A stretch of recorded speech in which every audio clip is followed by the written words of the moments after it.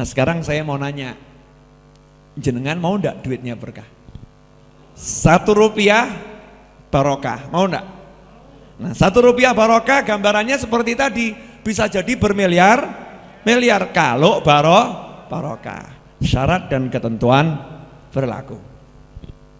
Jadi berkah itu nggak mungkin sama yang haram. Saya mau dapat berkahnya Yai Sapine dimaling.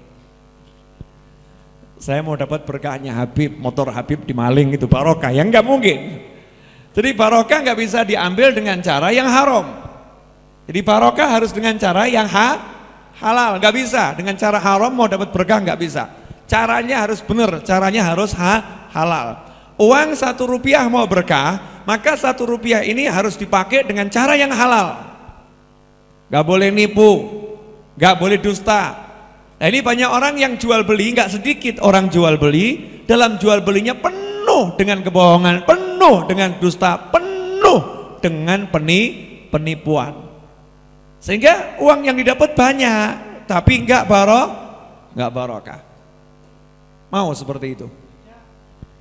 Gak mau kan? Lah kita pengen dapatnya banyak dan berkah, betul ya? Ya kita nggak usah bahas dapatnya banyak dan berkah. Berkah itu jangan khawatir, kalau titik sedikit berkah mesti jadi banyak.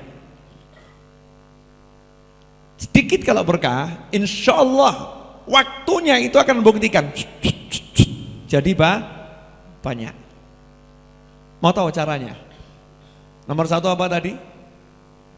Caranya harus tidak melakukan yang haram. Sanggup Bapak Ibu sekalian jual tanpa dusta? Sanggup enggak? Jual tanpa benci sama yang membeli? Sanggup enggak kira-kira? Halo. Lah yang kemarin-kemarin gimana? Ada dusta sedikit di antara kalian?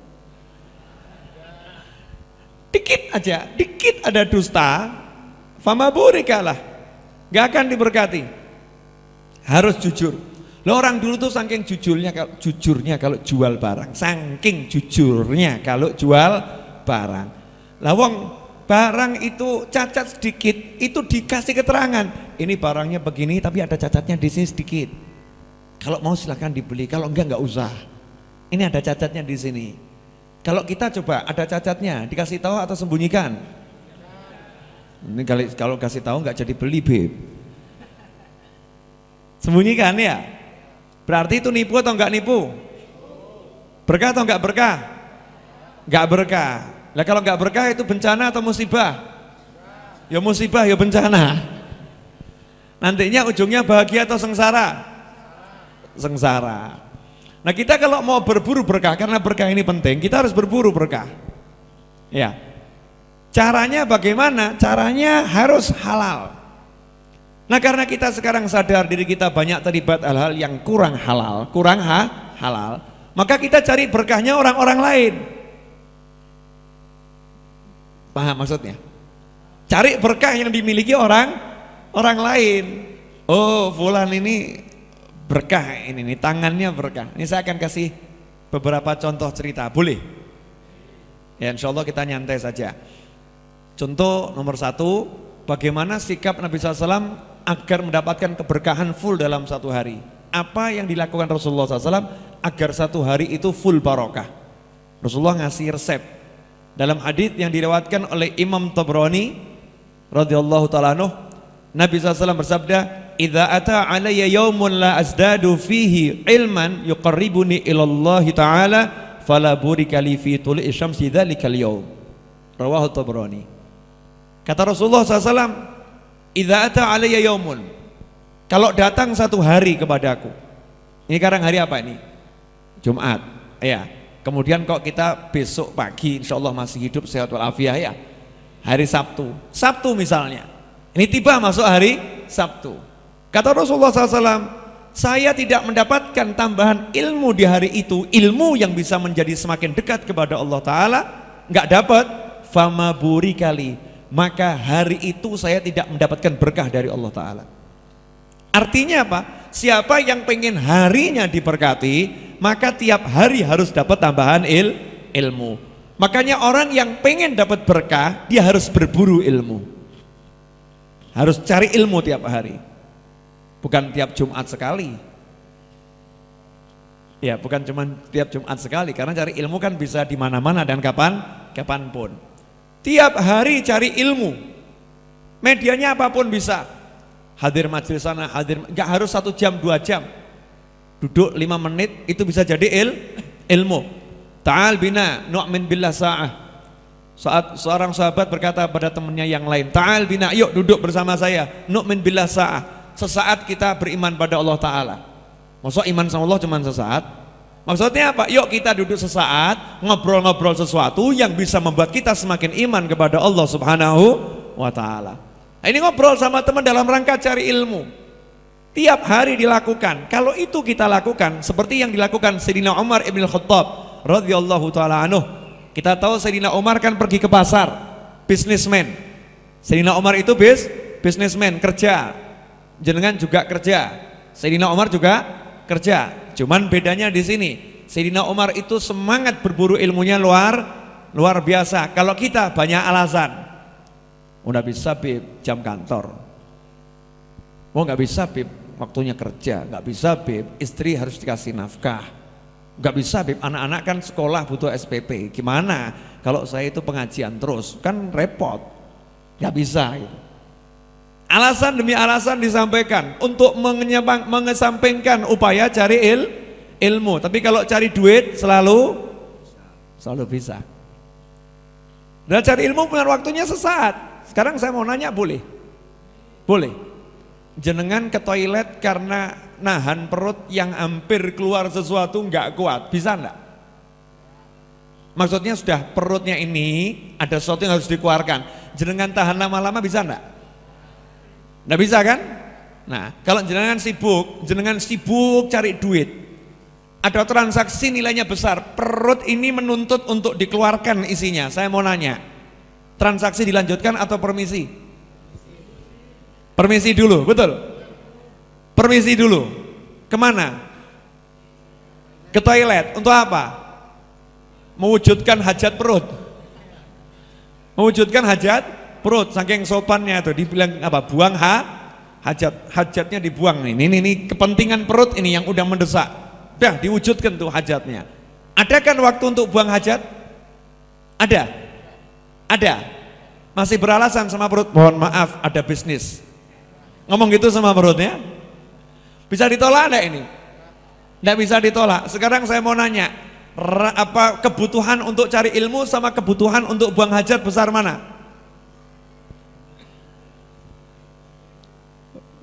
Seharusnya kan besar cari ilmu, tapi nasibnya ilmu zaman sekarang nilainya sama hajat masih besar hajat. Nilainya sama kotoran yang di perut buat manusia zaman sekarang ini, nilainya sama kotoran perut, masih penting mewujudkan kotoran perut untuk dikeluarkan daripada cari ilmu. Cari ilmu buat alasan yang banyak, tapi buang hajat nggak pernah bisa beralasan. Sayyidina Umar ibn Khattab radhiyallahu ta'ala tiap hari beliau ke pasar itu cari duit, ya cari duit yang barokah. Maka beliau tiap hari pengen dapat ilmu, tapi nggak mungkin. Kenapa? Karena beliau harus kerja, maka beliau atur waktunya. Sehari kerja, sehari cari ilmu. Sehari kerja, sehari cari ilmu. Kalau bapak-bapak, ibu-ibu, sehari kerja, sehari kerja, sehari kerja, sehari kerja, tiap hari. Betul kita seperti itu kan? Nah, Sayyidina Umar kemudian menyiasati, ngomong sama tetangganya, kamu kerjanya selang-seling sama saya ya. Saya hari ini kerja, kamu kerjanya besok saja. Hari ini kamu jangan kerja. Lusa saya kerja, ya kamu tidak kerja. Besoknya kamu kerja, saya tidak kerja. Kenapa begitu? Gantian. Kalau saya kerja, ya kamu yang cari ilmu. Nanti selesai pulang kerja malam itu kita ngobrol, kamu ngajari saya. Kamu ngajari saya apa yang disampaikan Nabi Muhammad SAW. Nah, ketika nanti kamu itu kerja, saya yang belajar. Nanti malam kita duduk, ya selesai pulang kerja duduk, nanti saya akan ngajari kamu apa yang disampaikan Nabi Muhammad SAW. Kenapa? Karena sahabat tahu tidak ada barokah kalau hari nggak ada ilmu. Ya, hari dilewati tanpa ilmu nggak ada barokah. Harus tiap hari minimal dapat satu tambahan ilmu. Jelas sampai di sini? Nah, terus kuncinya barokah itu kapan?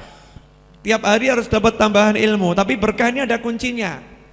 Berkah tidak akan ngampiri orang-orang yang tidurnya sampai jam 12 siang pagi nggak bangun. Karena Rasulullah SAW telah berdoa, Rasul kalau doa kabul atau nggak kabul? Rasulullah kalau minta dikasih atau nggak dikasih? Nah, apa yang diminta oleh Nabi Muhammad Sallallahu Alaihi Wasallam? Dalam sebuah hadis yang diriwayatkan oleh Imam Ahmad radhiyallahu taala anhu, Nabi Muhammad SAW itu bersabda, Allahumma barik li ummati fi bukuriha. Allahumma barik li ummati fi bukuriha. Ya Allah, berkatilah umatku di pagi harinya. Jadi buat kita umat Islam, berkah itu adanya kapan? Pagi. Kira-kira kalau malam ada enggak? Ada. Modal Habib.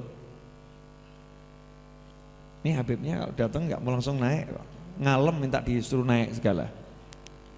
Sini Habib. Ya, semeja berdua Habib. Ya. Nah ini termasuk berkah Habibnya nih. Badannya maksudnya. Insyaallah. Lanjut ya.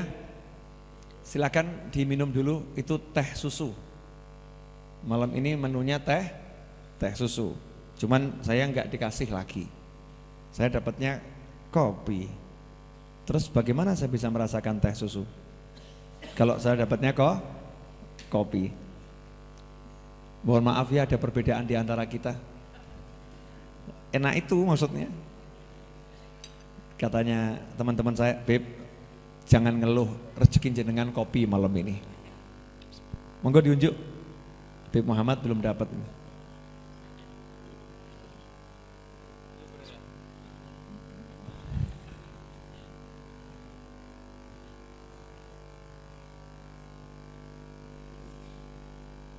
Allah, alhamdulillah. Allahumma barik li ummati fi bukuriha. Ya Allah, berkatilah umatku di pagi hari mereka. Maksudnya apa? Kunci keberkahan itu ada di pagi hari. Bukan berarti kalau di siang hari kita nggak bisa dapat berkah, atau sore hari nggak bisa dapat berkah, atau malam hari nggak bisa dapat berkah. Karena waktu itu punya keberkahan sendiri. Tapi spesial barokah yang khusus, Ya, ada barokah yang khusus. Rasul mintakan untuk umatnya dan itu letaknya pagi hari. Barokah khusus itu nggak bisa didapatkan di malam hari. Gak bisa didapatkan di sore hari. Walaupun malam ada berkahnya sendiri, sore ada berkahnya sendiri. Tapi awal pagi ini ada keberkahan yang tidak ada di sore, nggak ada di siang, nggak ada di malam. Pengen kamu dapat berkahnya, pagi jangan tidurlah lagi. Pagi harus bangun nih. Minimal sampai matahari terbit naik seujung tombak. Itu posisi masih bangun, terjaga. Setelah itu mau tidur lagi monggo. Artinya udah masuk waktu duha, sudah sholat duha, mau tidur lagi monggo silakan. Tapi pagi awal ini jangan tidur. Bagusnya jangan tidur seperti Rasulullah SAW. Rasulullah ini kalau pagi nggak pernah tidur, nanti tidurnya qailulah. Waktu duhur itu baru tidur. Jadi tidur pagi itu bid'ah yang tidak dilakukan Nabi maupun sahabat. Iya, Nabi nggak tidur pagi, sahabat nggak tidur pagi. Justru pagi itu waktunya cari barokah. Sekarang saya mau nanya, boleh? Itu orang-orang yang kerja di pasar tuh berangkatnya jam berapa? Lah itu berkah atau kebablasan? Itu barokah dengan catatan tidak meninggalkan sholat, ya kan? Tidak meninggalkan sholat. Hadits yang saya bacakan tadi perawinya ada dua, di antaranya Sayyidina Ali bin Abi Thalib radhiyallahu taala anhu wa karamallahu wajhah, dan yang satunya lagi seorang sahabat yang bernama Sakhr al-Ghamidi. Sakhr al-Ghamidi.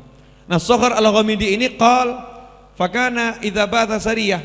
Rasulullah SAW kalau ngirim pasukan, Rasul kalau kirim pasukan, maka Rasulullah ba'athahum min awalin nahar. Rasulullah ngirimnya itu berangkatnya disuruh pagi hari. Jadi kirim pasukan berangkatnya pagi hari. Biar apa? Biar pasukannya dapat barokah. Dikirimnya awal pagi. Nah, Sokhar ini karena tahu Rasulullah SAW itu mendoakan, ya Allah berkati umatku di pagi harinya. Dan Rasulullah itu kalau ngirim tentara berangkatnya pagi hari, awal pagi pasukan disuruh berangkat. Maka apa yang dilakukan oleh Rasulullah SAW ini dijadikan suri teladan oleh Sokhar dalam bisnis. Dijadikan suri teladan dalam bisnis. Ada juragan tahu di sini? Juragan tahu, juragan tempe, juragan sarung, atau yang belum jadi juragan, pedagang tahu, pedagang tempe, pedagang sarung, dan pedagang-pedagang yang lain, mau berkah usahanya? Mau berkah usahanya? Ini resepnya. Ini resepnya. Ya. Dikatakan wa kana yab'atsu tijaratahu min awwalin nahar. Karena Rasulullah kalau kirim pasukan itu pagi hari, maka Sokhar yang meriwayatkan hadits ini, beliau kalau ngirim dagangannya itu maketkannya, nggak pernah maketkannya pilih siang atau sore atau mau maghrib itu ya. Nah, kebanyakan orang kan kirim paketnya mau maghrib gitu kan ya. Ini mau ngirim barang yang mau dititipkan orang, mau dijual, titip dulu itu ngirimnya pagi berangkat. Nih tolong ya bantu jualkan. Nih tolong bantu jualkan. Ngirim ke tokonya pagi-pagi udah kirim ke tokonya. Nih ya barang yang baru untuk dijual. Hasilnya apa? Qala fa uthriya wa kathra maluh. Maka hartanya itu menjadi banyak dan dia jadi orang yang kaya raya. Mau? Halo? Mau? Mau apa? Hartanya jadi banyak dan kaya, berkah. Caranya gimana tadi? Bangun, terus tidak tidur. Jangan lagunya Mbah Surip.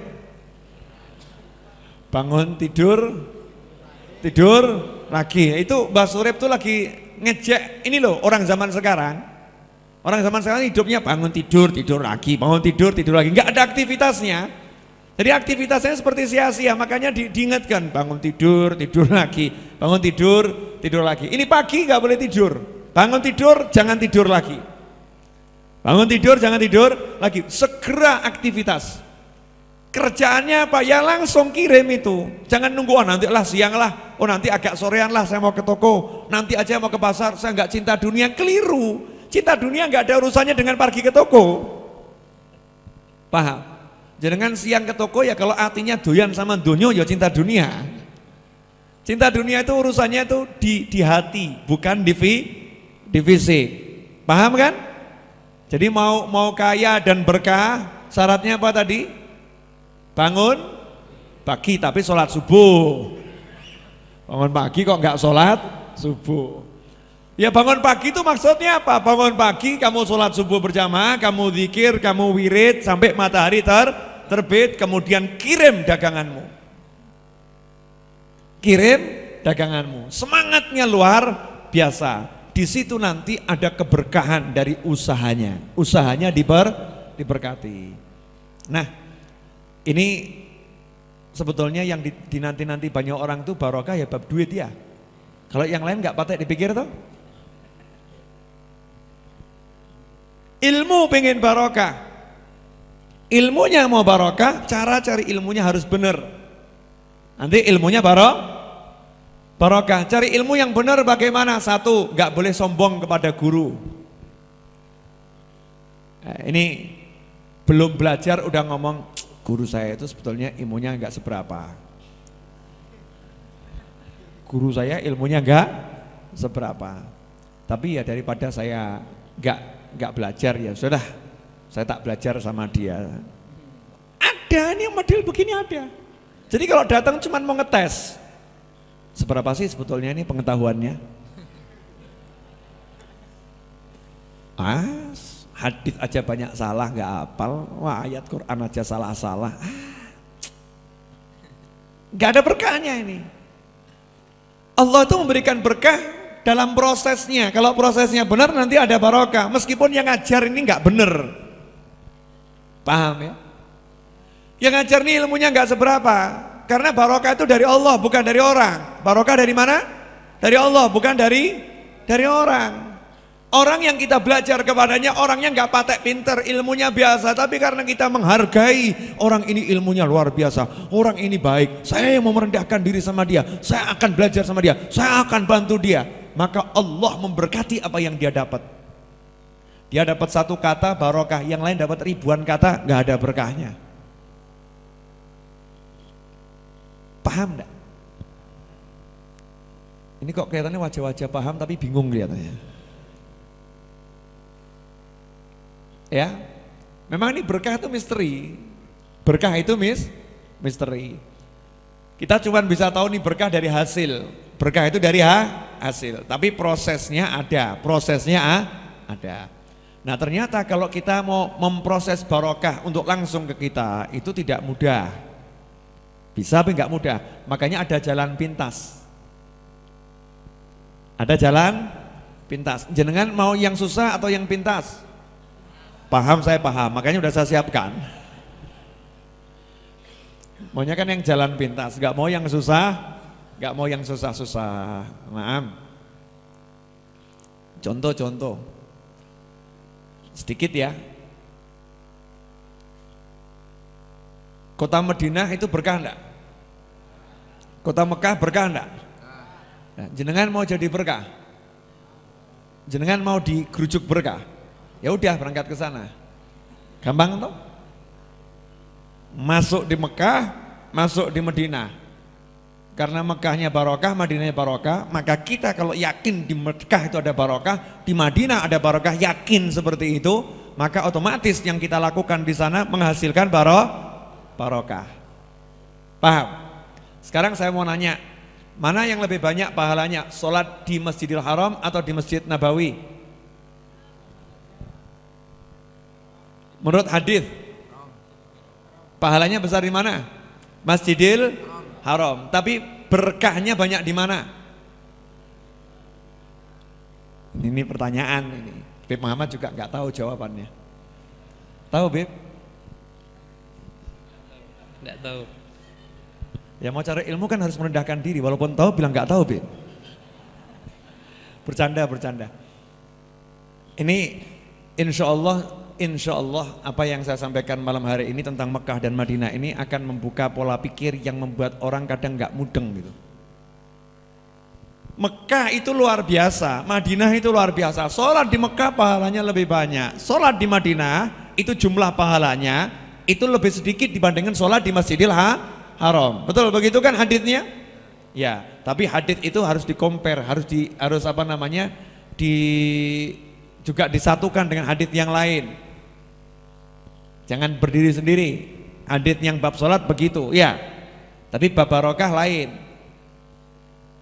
Bab barokah lain. Sekarang saya mau nanya, Mekah sama Madinah tua mana kotanya? Tua Mekah. Madinah itu kan kotanya adanya ketika ada raja. Tahu sejarah kota Madinah? Belum. Jenengan ini masa sih nggak tahu sejarah Madinah? Dulu ada raja namanya Raja Tubak. Tubak itu nama untuk raja-raja yang ada di Yaman.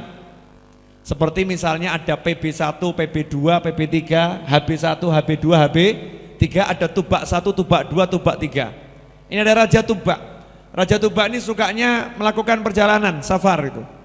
Dan dia kalau melakukan perjalanan membawa orang-orang pinter, penasehat, ulama-ulama. Sampai akhirnya di Madinah, tanah kosong gitu ya. Ini ulama-ulama, ini penasehatnya semua pada berhenti, nggak mau ikut pergi. Maka ditanya sama Raja Tubak, kenapa kalian kok di sini? Ayo temani saya melanjutkan perjalanan. Mereka mengatakan, mohon maaf wahai paduka, mohon maaf, kami tidak akan pergi dari tempat ini. Kami minta izin tinggal menetap di sini. Kenapa kalian seperti itu? Sepanjang ikut saya nggak pernah terjadi seperti ini. Kenapa? Di tempat yang seperti ini nggak jelas nih tempatnya, kalian justru berhenti. Ini tanah kosong. Maka dijawab, iya betul nih tanah kosong. Tapi di tempat inilah nanti Nabi akhir zaman akan hijrah dan menetap dan dimakamkan di sini. Kami pengen nanti anak keturunan kami yang menjadi ansornya, menjadi pembelanya. Tuh. Raja Tuba kemudian mengatakan, kalau begitu saya titip surat untuk Nabi akhir zaman itu. Maka dalam tafsir Qurtubi tulisan surat itu dicantumkan dalam tafsir Qurtubi yang mengatakan, aku beriman kepada Allah dan kepada engkau Rasul akhir zaman. Surat ini pun dititipkan turun temurun dan sampai ke tangan Nabi Muhammad sallallahu alaihi wasallam. Nah, kota Madinah memang lama, tapi Mekah itu jauh lebih lama.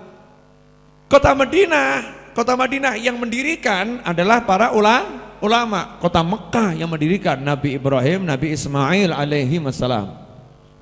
Ya kan?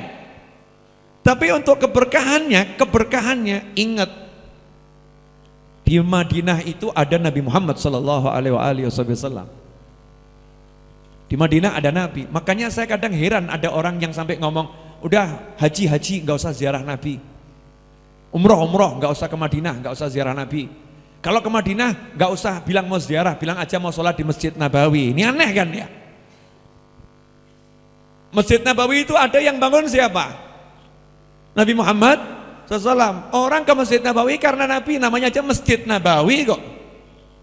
Namanya aja Masjid Nabawi. Orang ke Masjid Nabawi karena Nabi. Ini ada orang yang mengajarkan, udah kamu umroh, haji, tapi nggak usah ke Madinah, nggak usah ziarah Nabi. Kalau kamu ke Madinah, yang penting kamu jangan niat ziarah Nabi, niatnya mengunjungi masjid saja, jangan mengunjungi Nabi. Gila kali kamu. Masa mengunjungi Nabi nggak boleh? Niat mengunjungi Nabi nggak boleh? Pengen ketemu Nabi nggak boleh? Ajaran siapa yang seperti ini? Siapa yang dia contoh? Siapa yang menjadi panutannya? Siapa yang menjadi imamnya? Kalau umat Islam tidak diarahkan untuk cinta pada Nabi, untuk mendatangi Nabi, untuk mengunjungi Nabi, sedangkan Allah sendiri dalam Al-Quran mengajak umat Islam untuk terus-terusan datang kepada Nabi Muhammad SAW. Allah tuh sampai menyayangkan dengan kalimat walau annahum idzalamu anfusahum, walau seandainya, sekiranya. Jadi sepertinya kok gak ngono ya ngomong dia. Kenapa orang-orang itu gak seperti itu ya? Kenapa orang-orang itu gak seperti itu? Walau annahum, seandainya mereka itu, sekiranya mereka itu idzalamu anfusahum, ketika mereka itu menzalimi diri mereka sendiri dengan bermaksiat, berbuat dosa kepada Allah Subhanahu wa taala, ja'uka, mereka mau datang kepadamu wahai Rasul SAW. Mereka mau datang kepadamu, fastaghfirullah, kemudian di hadapanmu mereka minta ampun kepada Allah, fastaghfirulahumur rasul.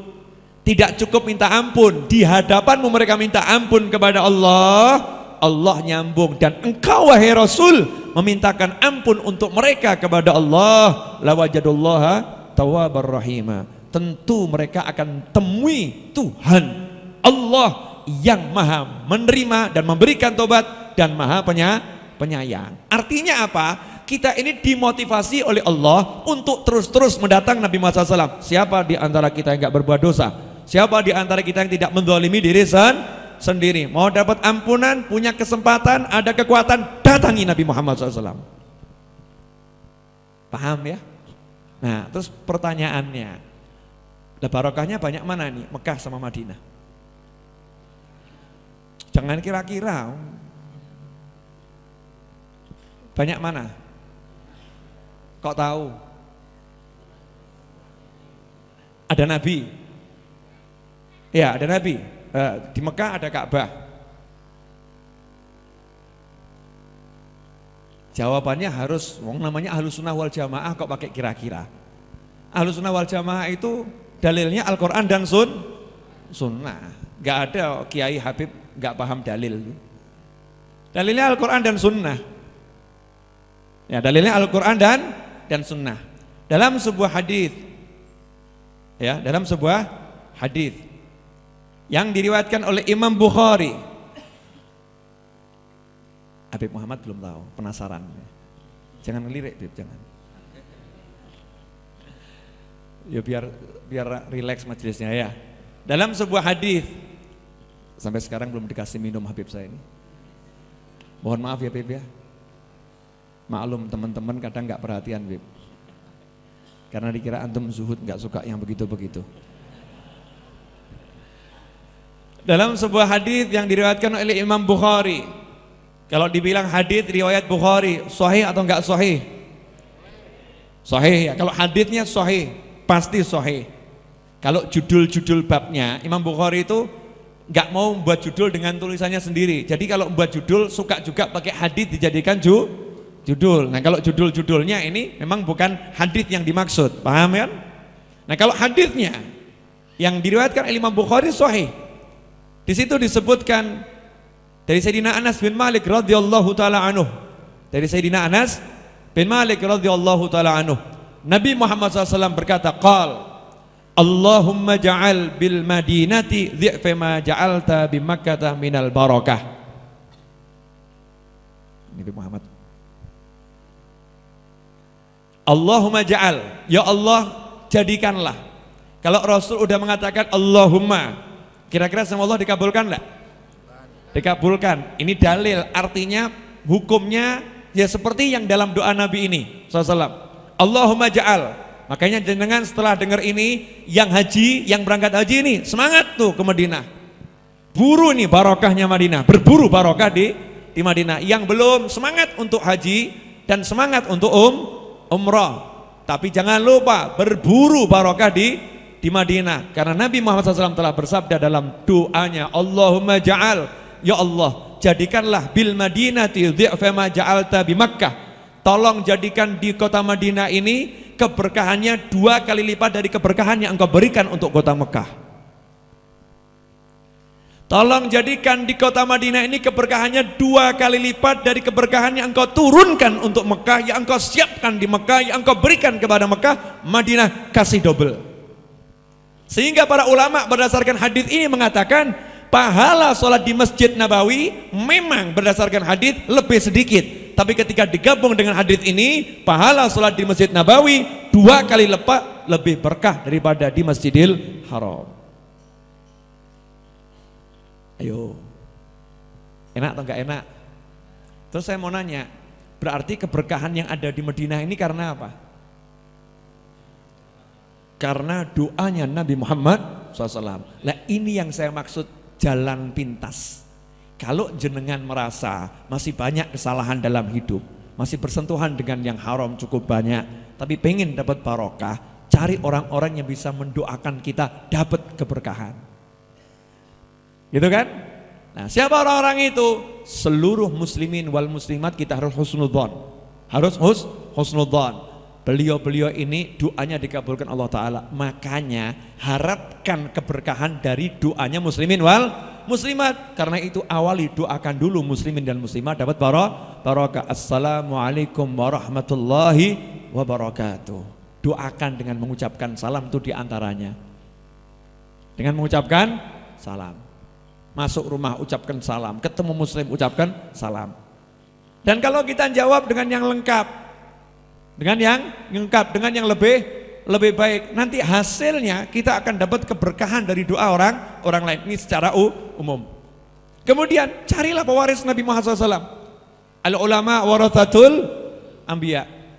Para ulama pewaris Nabi. Kalau Nabi bisa mendoakan Madinah itu jadi berkahnya 2 kali lipat di Mekah, maka ada ulama-ulama yang mendoakan berkah, kita akan dapat dengan berkahnya itu, dengan berkah doanya. Cari itu ulama-ulama tersebut. Tolong doakan saya Ustadz, tolong doakan saya Kiai, tolong doakan saya Habib, tolong doakan saya wahai guru, tolong doakan saya Tuan Guru, tolong doakan saya Fulan, tolong doakan saya. Minta apa? Barokah. Ini barokah ini syamil, satu kalimat yang maknanya mencakup semuanya. Begitu kita dapat barokah, selesai. Ya selesai. Sampai di sini paham atau enggak paham? Paham? Udah cukup atau mau dilanjut? Terus sekarang saya mau nanya, kalau duitnya sudah banyak, berkahnya sudah banyak, terus cari duit lagi sebanyak mungkin. Boleh enggak? Boleh gitu. Boleh. Alhamdulillah buat saya. Nabi Muhammad. Oh, alhamdulillah. Boleh, Habib. Samping ada. Masya Allah. Zuhud nggak mau dikasih teh, minta aqua katanya. Padahal di sini adanya cuman fit, aqua nggak ada, Habib. Fit adanya. Air mineral. Boleh. Boleh. Mau cari duit sebanyak mungkin, boleh. Tapi ingat, jangan bilang cari duit. Cari apa? Nah, sebanyak mungkin oke, tapi cari barokah. Jadi caranya harus betul, caranya jangan salah, caranya harus betul. Betul itu apa? Tidak menyinggung yang haram. Nanti ada barokah. Saya mau kasih, karena waktunya udah 1 jam kurang 4 menit lagi. Saya ceramah 1 jam kurang 4 menit dengan gak kerasa. Berkah ya, berkah gitu. Berkah, Habib, gak terasa waktunya, jadi barokah. Mohon maaf. Ya, saya mau kasih contoh yang di samping saya dulu, boleh ya? Habib Muhammad ini dulu seorang mahasiswa sarjana D3. Ya, Habib. Bidang apa, Habib? D3 akuntansi. Ada yang butuh karyawan? Wani piro bayar Habib Muhammad gitu kan? D3 bidang akuntansi. Terus ngomong ke saya, Kak Novel, kalau manggil saya kan Kak gitu. Nggak tahu kalau sekarang manggilnya apa. Saya lebih suka ada panggil Kak gitu, kelihatan muda terus. Ya kan, Kak, ya Dek gitu. Kak Novel, ya Dek Muhammad gitu. Bagus ya, bagus ya. Ya Dek. Ini manggil saya Kak Novel, Muhammad mau pergi ke Hadramut, mau belajar. Betul begitu, Beb? Pengen belajar. Tapi itu sebelum kuliah lulus SMA bilang sama saya, Kak Novel, Muhammad mau ke pesantren. Lulus SMA mau ke pesantren. Nanyanya ke saya bilang, Dek, jangan ke pesantren dulu. Terus kuliah dulu. Selesai kuliah, semangatnya masih tinggi. Kak Novel, Muhammad mau pengen ke Hadramut, ke pesantren. Saya bilang nggak usah ke Hadramut, karena nanti kalau berangkat ke Hadramut saya kehilangan, mesti lama gitu kan. Nggak usah ke Hadramut, ke Pasuruan saja, belajar aja di sana. Sama, insya Allah ilmunya sama, asal sungguh-sungguh gitu kan. Insya Allah ilmu sama. Nanti ke Hadramut cari barokah. Ketemu orang-orang soleh, ziarah, ke petilasan untuk cari barokah.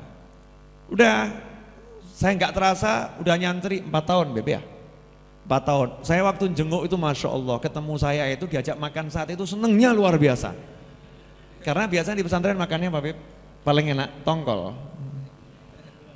Sambal sama tongkol itu paling enak.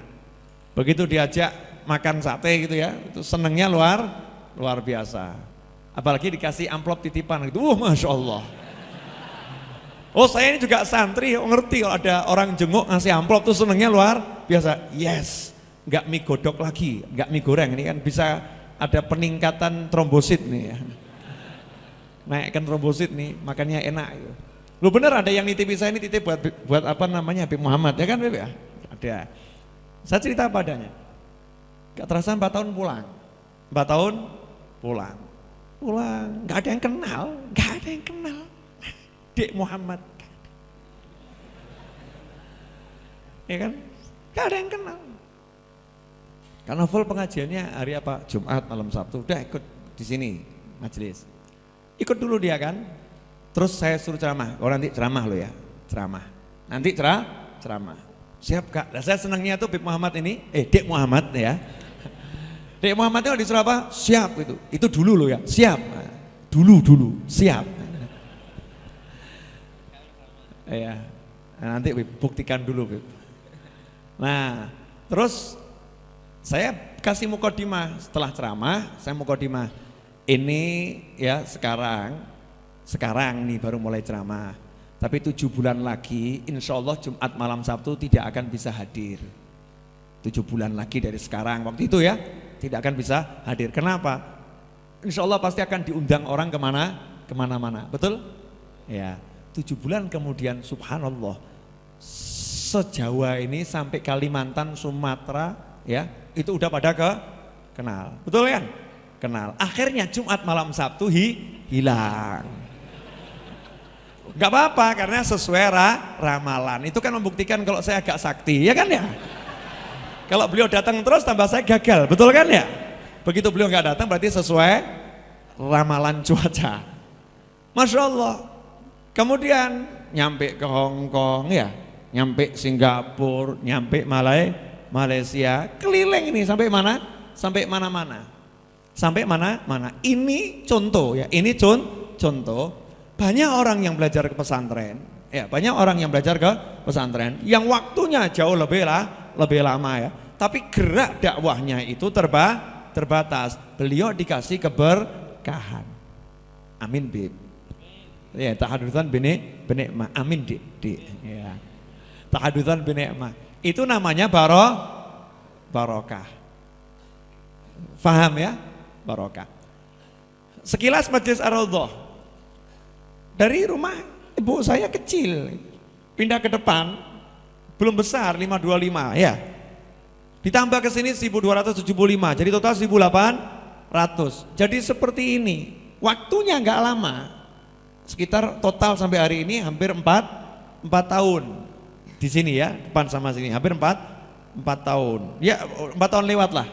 4 tahun lewat. Itu akhir 2011 ya, 2012 gitu ya. 4 tahun lah. 4 tahun. Jadi seperti ini. Ya, kemudian bisa saya alhamdulillah dikenal orang di mana-mana. Majelis ini dikenal orang di mana-mana. Insya Allah itu pertanda barokah. Pertanyaannya, dari mana keberkahan ini? Kan begitu ya. Semua ya dari Allah selesai. Ya memang barokah dari Allah, kan kita suruh berburu suruh nyari, betul kan ya? Rezeki dari Allah, kita berburu rezeki tadi kan. Nah ini barokah dari Allah, kita suruh nyari. Karena keberkahan ini Allah titipkan pada hamba-hambanya, dan Allah titipkan pada tempat-tempat, dan Allah titipkan pada waktu. Makanya ada waktu yang barokah, ada tempat yang barokah, ada manusia yang barokah. Lah kita suruh cari di situ. Nah di Solo ini ada orang tua yang soleh insya Allah, namanya Habib Anis. Ya. Dulu saya hadir di majelisnya rutin, ngenger gitu. Nah, insya Allah itu termasuk bagian dari barokah. Ibu saya mendoakan, itu udah pasti itu sumber barokah. Ayah saya asyik almarhum ikut majelis, duduk perhatian di depan, lihat tamu yang datang, tamu yang pulang, itu bagian dari barokah. Nabi Muhammad juga begitu, punya ayah yang insya Allah barokah, punya kakek yang barokah, punya mbah buyut yang barokah. Itu dikejar semua, ketemu orang soleh di sana cari, minta doanya, berburu orang soleh. Nah orang sekarang ini nih sudah terlampau pede sama amal solehnya, tapi nggak mau cari orang soleh. Amal soleh belum tentu membuat kita soleh. Kalau orang soleh udah jelas soleh. Paham? Ibu-ibu paham? Halo. Tambah dikit lagi boleh ya Bu ya? Ya, sepur kelincinya udah mau pulang. Kan ada kontraknya kan ya. Sampai jam berapa kan saya nggak tahu, yang naik sewa angkot, sewa ini kan ada teman-teman sewa El Sape gitu kan. Sampai jam berapa? Ini nanti insya Allah jam 10 lewat 15 menit selesai ya. Bonus 15 menit. Nah kita jangan mengandalkan amal soleh kita, karena belum tentu itu membawa keberkahan kalau kitanya nggak benar dalam beramal. Kalau kitanya nggak benar dalam beramal, ya amal soleh kerjakan, semoga barokah gitu kan. Tapi kita ini mau berburu barokah, di mana berburu barokah? Pada orang-orang yang udah ada keberkahan di dalamnya. Keluarga Nabi Ibrahim diberkati oleh Allah Subhanahu wa taala. Keluarga Nabi Ibrahim itu diberkati oleh Allah Subhanahu wa taala. Kama barakta ala Ibrahim. Ya kan? Allahumma barik ala sayyidina Muhammadin wa ala sayyidina Muhammad kama barakta ala sayyidina Ibrahim wa ala ali sayyidina Ibrahim. Itu udah diberkati itu Nabi Ibrahim dan keluarganya ini. Jadi ada manusia-manusia yang barokah. Lah kita cari itu manusia-manusia itu. Pasti ada. Orang tua kita itu sumbernya barokah. Jangan tinggalkan, minta doanya orang tua. Kemudian siapa? Orang-orang yang dipandang punya kesolehan, sifat-sifat kesolehan. Orangnya jujur, orangnya murah senyum, orangnya dermawan, orangnya perhatian, orangnya rendah hati, orangnya banyak ibadah. Kita lihat orang yang seperti itu, ini insya Allah ada keberkahan pada orang tersebut. Berburu, cari, datangi orang itu, masih hidup maupun setelah meninggal dunia. Karena di tempat dimakamkan, di situ ada barokah. Di jasadnya ada barokah, di ruhnya ada barokah, maka di tempat dia dimakamkan, barokahnya juga tidak akan hilang. Karena barokah lah udah dikasihkan Allah pada seorang, nempel terus sampai ke surganya Allah. Gak mungkin hilang, ada terus. Yang kedua, waktu. Tadi itu keberkahan umatku dikasih oleh Allah Ta'ala di pagi hari. Waktu pagi cari itu keberkahan untuk bisnis, untuk cari duit. Pagi itu berkah, nanti harta kita jadi barokah. Harta berkah nanti bisa bangun masjid, harta berkah nanti bisa bangun pesantren, harta berkah nanti bisa bangun panti asuhan, harta berkah nanti bisa bangunkan rumah untuk kiai, harta berkah nanti bisa belikan mobil untuk ulama, harta berkah nanti bisa terus untuk arah kebaikan. Harta nggak berkah meskipun banyak, manfaatnya nggak ada. Manfaatnya nggak ada kecuali makan, minum, tidur, makan, minum, tidur, makan, minum, tidur untuk dirinya sendiri, nggak untuk orang lain. Cari ini waktu yang berkah, pagi hari waktu yang barokah. Jangan lupa akhirnya malam, akhir malam, awal pagi dan akhir malam. Akhir malam tuh berkahnya luar biasa. Tasaharu fa inna fis sahuril barokah. Ada keberkahan sendiri di akhir malam. Kemudian ada waktu-waktu yang memang ada berkahnya. Nanti kalau saya uraikan semua sampai subuh ini. Sampai subuh, ringkasnya gitu. Ada waktu-waktu yang barokah. Kemudian yang ketiga tempat. Ada tempat-tempat yang barokah. Mana tempat-tempat yang barokah? Ya tempat bekas ibadahnya orang soleh, di situ ada keberkahan. Nah, mesti mulai ngomong, masa nih terlampau mengagung-agungkan tempat ibadahnya orang soleh. Agungkan Allah saja, jangan tempatnya orang soleh. Orang soleh juga manusia. Ini kalimat-kalimat begini minta dicoret ya. Emangnya orang soleh malaikat? Orang soleh itu manusia. Tempat yang disinggahi orang soleh, maka di tempat itu ada keberkahan. Apalagi tempat ibadahnya orang soleh. Saya akan buktikan. Boleh saya buktikan? Ya, biar gamblang. Tahu Nabi Zakaria alaihissalam? Kisahnya tahu kan Nabi Zakaria? Nabi Zakaria itu waktu pengen punya anak mudah atau susah? Susah kan? Sampai istrinya udah umurnya 60 tahun lebih, 70 tahun bahkan dikatakan. Nabi Zakarianya umurnya 90 tahun lebih. Belum punya keturunan. Bahkan Nabi Zakaria udah beranggapan istrinya mandul, udah menopause, udah nggak keluar lagi menstruasinya. Nggak mungkin nih bisa hamil, nggak mungkin bisa punya anak. Nggak mungkin bisa hamil, nggak mungkin bisa punya anak. Tapi nggak pernah putus asa untuk doa. Doa. Apa yang terjadi? Ketika Nabi Zakaria menjenguk Sayyidatuna Maryam di mihrabnya. Mihrab seperti ini, tempat untuk ibadahnya khusus untuk sholat, dikir di mihrabnya. Nabi Zakaria datang ke sana alaihissalam bawa makanan. Karena orang yang lagi kholwat itu dia tidak bawa makanannya dikirimkan dari luar. Karena kalau kholwat bawa makanan gak jadi kholwat, akhirnya cuman makan, gak bawa makanan. Ketika Nabi Zakaria bawa makanan, kaget karena lihat Sayyidatuna Maryam lagi makan, dan makanan yang dimakan itu gak ada di tempat kota itu, gak ada, dan bukan musimnya. Nanti ada, tapi mungkin tahun depan, musimnya tahun depan atau akhir tahun. Ini belum musimnya.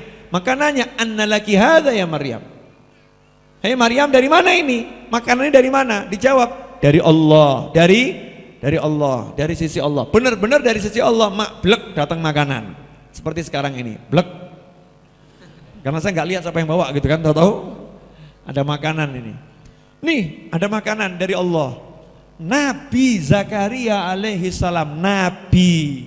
Itu mesti cari berkahnya orang lain yang bukan nabi. Begitu ngerti kok keponakannya ini punya keberkahan yang luar biasa. Nabi Zakaria nggak mikir makanannya itu, nggak ngejar makanannya, nggak mengatakan mana ini makanan dari Allah, saya mau ambil makannya, nggak itu, karena ada hajat yang lebih penting. Kalau makanan saja didatangkan, yang lain pasti didatangkan. Paham? Makanan di situ didatangkan sama Allah Taala, yang lain pasti didatangkan. Maka dengan husnudzonnya, keberkahan daripada keponakannya, yaitu namanya Sayyidatuna Maryam, Nabi Zakaria langsung sholat minta sama Allah anak keturunan. Hunalika da'a Zakaria rabbah. Di tempat itulah segera Nabi Zakaria berdoa mohon kepada Allah, Tuhannya yang maha ngurusi dia. Hasilnya apa? Dikasih oleh Allah subhanahu wa ta'ala. Jadi ada tempat yang barokah. Jelas? Nah, berarti kita penting tidak berburu berkah ini? Penting. Nah, kalau mau berburu berkah berarti ada berapa poin tadi? 3. Yang pertama, cari manusia-manusia yang barokah, yang hidup maupun yang sudah tidak hidup jasadnya, yang sudah meninggal dunia. Yang kedua, cari waktu-waktu yang barokah. Yang ketiga, cari tempat-tempat yang barokah. Tempat turunnya wahyu mesti berkah. Tempat lahirnya Nabi Muhammad SAW pasti itu barokah. Oh, tempat ketika ini seorang ulama dia biasa sholat malam di situ, tahunan dia sholat malam, pasti barokah itu tempatnya, pasti barokah. Lah kalau tempat gantung diri, jangan. Itu tempat turunnya musibah, itu nggak ada barokah. Singkirin, jauhin tempat yang seperti itu. Rasulullah SAW mengajarkan kita untuk menjauhi tempat-tempat yang turunnya bencana, jauhin gitu. Jangan justru tempat turunnya bencana kita lihat-lihat, wah pemandangan indah. Tempat turunnya bencana, jangan, karena tempat turunnya bencana di situ ada athar ghadabillah. Ada bekas-bekas amarah Allah, jangan dideketin. Kalau harus di situ ya sebentar, segera pergi, pergi. Pernah Rasulullah SAW bersama sahabat di suatu padang pasir gitu ya. Kemudian sahabat masak, baru mau dimakan, Rasulullah kemudian melarang, jangan dimakan, buang semuanya, semua disuruh buang. Kita tahu Rasulullah SAW itu tidak suka mubadzir, betul kan ya? Ini makanan mau dimakan disuruh buang sama Rasulullah. Akhirnya kemudian Rasulullah mengatakan, biar binatangnya saja yang makan, serahkan binatang biar dimakan, kalian jangan makan. Kenapa? Ini bekasnya kaum Ad atau Tsamud, itu saya agak lupa ya, di hadis Sahih Bukhari, yang kena azab langsung dari Allah Subhanahu wa taala. Di sini tempat turunnya azab. Jangan makan makanan yang dimasak di tempat ini, jangan makan di situ. Suruh buang, jangan dimakan lagi. Kenapa? Ada athar daripada amarah Allah, enggak ada barokahnya. Sebagaimana barokah itu dikejar, maka lawannya barokah harus ditinggalkan. Jelas?